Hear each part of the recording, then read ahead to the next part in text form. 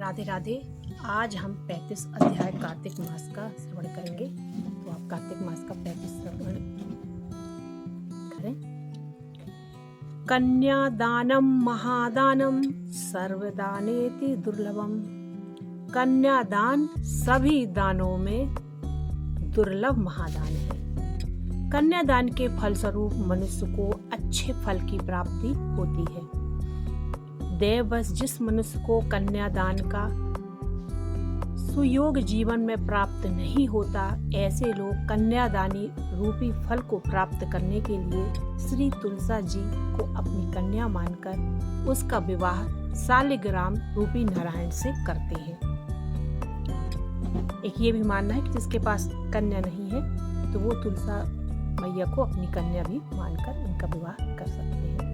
इतनी कथा सुनकर ऋषिवर कहने लगे कि हे सूत जी, आप हमें तुलसी के विवाह की विधि का बखान कीजिए। तुलसी विवाह को सबसे महत्वपूर्ण वाला कार्तिक शुक्ल देवा प्रबोधिनी एकादशी माना गया है।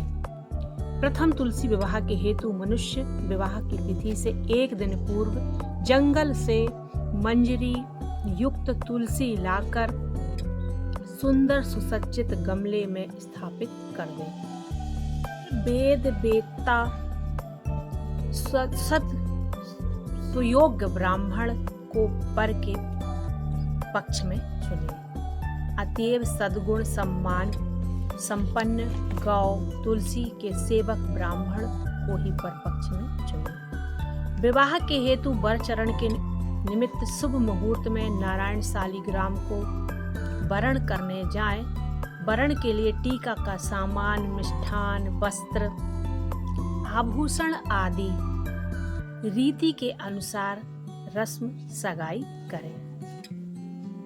कन्या पक्ष में जैसे लग्न भेजी जाती है, माता तुलसी जी की गोद में लग्न मिठाई आदि रख दें तथा अपने आचार्य के हाथों नारायण के हेतु वर पक्षीय ब्राह्मणों को भेजें तथा दोनों पक्ष एक दूसरे के द्वारा भेजे गए लग्न ग्रहण करें। फिर दोनों पक्ष अपने अपने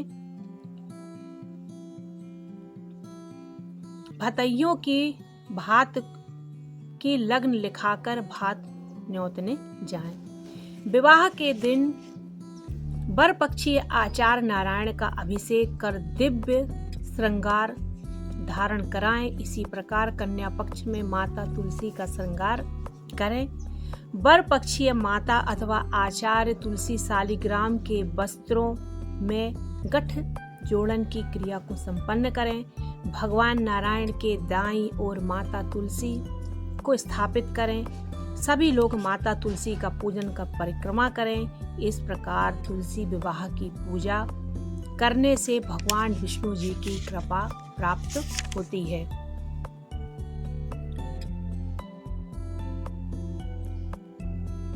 एवं तुलसी विवाह शालिग्राम के अक्षय फल को अवश्य प्राप्त करें।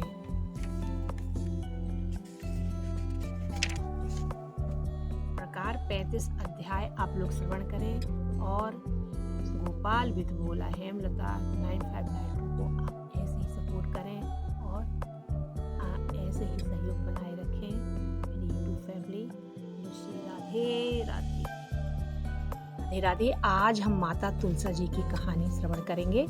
एक डोगरी थी, वह तुलसा जी की पूजा करती थी और कहती, तुलसी माता हे सुखदाता, श्री कृष्ण की प्यारी, बिरला सींचू तेरे, तू कर निस्तारो मेरो, मूंग भात का खाना दीजो, पीतांबर की साड़ी दीजो, श्री कृष्ण की कन्या दीजो, केसरिया बट दीजो, बैकुंठ का बास दीजो, हरिहर कहानी ले जाइयो। अब तो तुलसा जी सूखती जाए। जब भगवान कृष्ण सामने आए तो पूछा, तुलसा जी तुम तो इतनी हरी भरी होने की जगह सूख क्यों रही हो? तुम्हारी तो आजकल बड़ी अगवानी हो रही है, पूजा हो रही है। तुलसा जी ने आज बड़ी सूखने का कारण बताते हुए कहा कि डोकरी ने सब अपनी अभिलाषा बता दी है और आगे बोली, भगवान मैं तो उसे सब कुछ उसे दे दूंगी, पर तुम्हारा कंधा उसे मैं कहाँ से दूंगी? कृष्ण भगवान बोले, इतनी सी बात, मैं डोकरिया मरे तो घंटा, झालर और शंख बजा देना, मैं अपने आप चला आऊंगा। कार्तिक पूरा हुआ, डोकरी ने